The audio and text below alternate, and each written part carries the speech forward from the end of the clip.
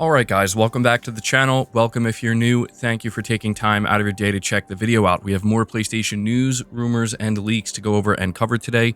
And we're starting with a very interesting rumor that claims Sony is apparently going to be pulling back from putting their tentpole single-player games onto PC, but they will continue to release their live service games on PC day and date. So I came across this on the Gaming Leaks and Rumors subreddit. The title says, Jez Corden says he heard from a very good source that PlayStation is probably pulling back from PC for their tentpole single-player games, while live service games remain day and date. It says, I was talking about PlayStation doing day and date and doing PC, and then I got off on a tangent about the social aspects of PlayStation. And the reason Steam has become popular is because, at least partially, I think it is easier to go viral with Steam, and you would think logically that PlayStation would want to tap into that, right? And make their franchises go viral by being on Steam and being on a bigger platform.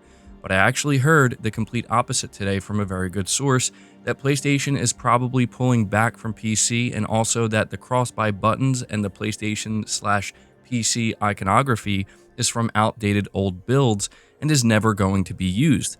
I don't actively investigate what PlayStation's doing because it's not my beat, but I do get PlayStation information incidentally sometimes by researching Microsoft stuff for my actual beat.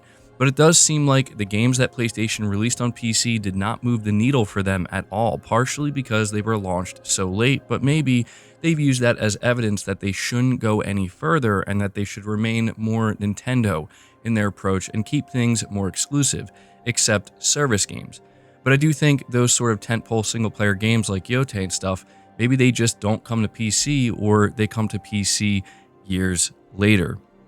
So that's the entirety of what Jez Corden had to say here, and so we do have to take this with a grain of salt, but there is something that I want to point out that I believe may actually back this up, and that's the fact that recently, I believe maybe 2 months ago at this point, Sony did their annual corporate report, and one of the things that people noticed is that when Sony gave their three kind of like, I guess, main pillars of the PlayStation business to their investors, they were no longer talking about multi-platform. The reason why that's worth highlighting is because last year when they did that exact same report, that was like what they led with. That was their main emphasis. And so to see them just 1 year later basically completely reverse that and replace that with the number one emphasis being the PlayStation 5 console and PlayStation 5 sales, people may have, taken that as a sign that, well, maybe Sony is going to be altering their PC approach, but there's something else that's worth mentioning here that also came out during that corporate report, and that is when Sony revealed to their investors where the entirety of PlayStation's revenue comes from in a pie chart breakdown. And in that pie chart, only 2% of their revenue for the entirety of their gaming business came from multi-platform, which includes everything that they've released on PC. So while I do want to emphasize, take this with a grain of salt, Jez Corden seems to be reliable sometimes, other times not so much, but I will say there is some level of evidence here to back this up. And so I will also add to this that I've seen a lot of PlayStation players say that they do believe Sony should pull back from PC and not necessarily get more aggressive. I don't know that anybody really has that big of a problem with Sony releasing their tentpole titles like years later onto PC, especially games that are just sitting there and no longer driving console sales. But at the end of the day, this whole conversation about Sony going day and date with their big single-player games, it was always a pertinent conversation because it seemed like, well, that's kind of where they were headed. But it also seemed like it could be a big problem because, well, I mean, once you pull that Band-Aid off, right, there's no going back. Once the genie's out of the bottle, you can't put it back in. And so it does seem like maybe Sony has decided ultimately that they're just not going to go, at least for now, in that direction. But, I will continue to keep you guys updated and let you know what's going on here. Maybe Sony won't make some kind of formal announcement. In fact, it's unlikely they would do that. What we may end up seeing is just no more PC announcements for their single-player games. That wouldn't necessarily be shocking because it feels like it's been a while since they've announced any of their single-player games going to PC. But we are going to move on to the next topic here, which talks about Horizon once again. We are learning that the Horizon franchise has now reached 40 million units sold, and This is quite impressive. We often hear people talk about Horizon in a somewhat negative light, such as, do people even really like this game? Do people actually play Horizon? Do people buy Horizon? Well, we do have an update of 40 million units sold that simply, no matter which way you slice it, proves that people are fans of the Horizon series. People are buying these games, they're playing these games, and it makes sense why Sony wants to continue to grow, and Guerrilla as well, the Horizon franchise. But something else I do want to mention here, just in case you missed my last video, Guerrilla Games has confirmed that another Horizon multiplayer game is currently in development for PS5, and it's being claimed by an insider that this is apparently going to be their next big title. So, for those who are unaware, a new MMORPG from NCSoft called Horizon Steel Frontiers was announced, and it's a mobile game. And it is going to be available on PC, but only through NCSoft's Purple application, which essentially is, confirming that it's simply a mobile game. It's not necessarily being built for PC. And so this caused a lot of concern as well as potential frustration within the PlayStation community, asking what gives. This game actually looks pretty decent. Why is it not going to be available on PS5? Jason Schreier came out and said, just to clear up some confusion I've seen, the newly announced NCSoft Horizon MMO is different from the multiplayer Horizon game that's in development at Guerrilla Games. That one is Guerrilla's next big project. And with him saying that, it seems like it will actually come out before Horizon 3. That's my assumption anyway. But yeah, just in case you were wondering, one of the reasons why this game is likely not making its way to PS5 is because of this. It does seem like there could be a potential conflict there where it's like, wait, we're going to have two multiplayer Horizon games on the PlayStation 5.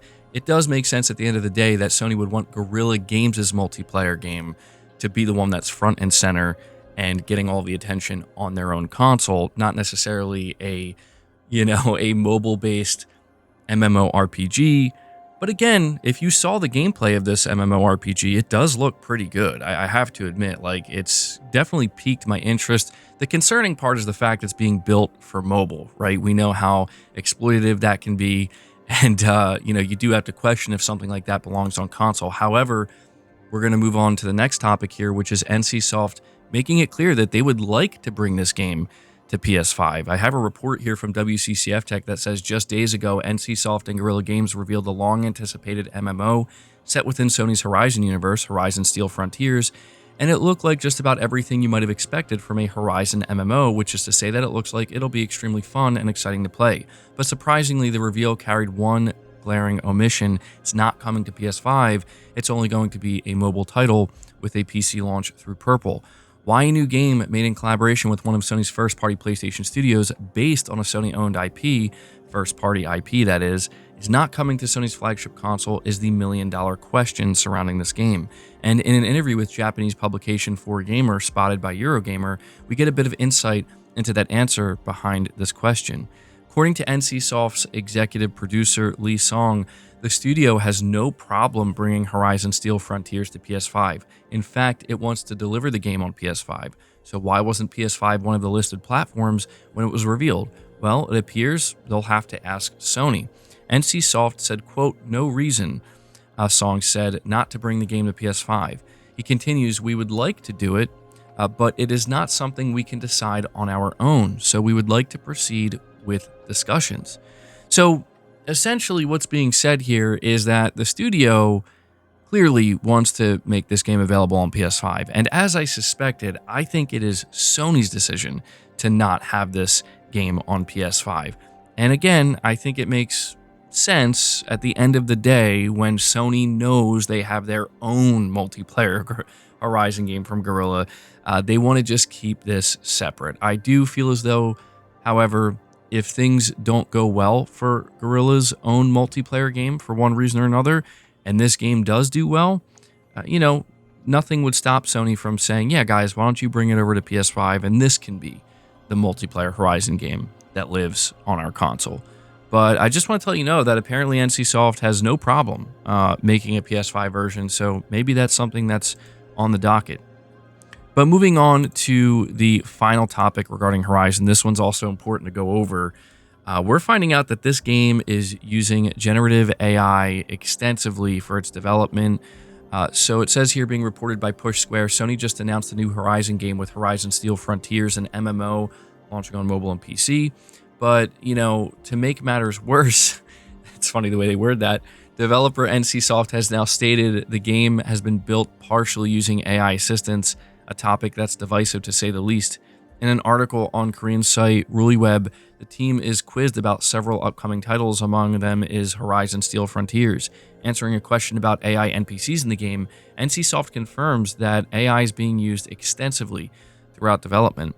And so this is the translated quote. Within the company, we are testing and receiving help from basic NPCs in the process of cooperating or fighting together in combat. In our case, since it's an ARPG, we are receiving help with various aspects, such as determining the optimal number of players for gameplay rather than playing with a large number of users. Internally, we are also using AI assistance for production, from coding to art. It is being substantially implemented in actual development, and the technologies will likely be revealed one by one later. The Horizon development team is also the team that wants to utilize AI the most. We are using it extensively, and you will be able to see the level of AI utilization increase significantly in the games released after Aeon 2.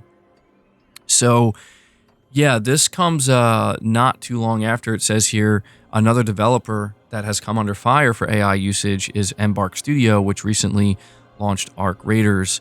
And, I think that we're kind of coming up to this point where people are, if they haven't realized it already, they're beginning to realize that this is just going to be a part of video game development going forward, especially in the AAA space.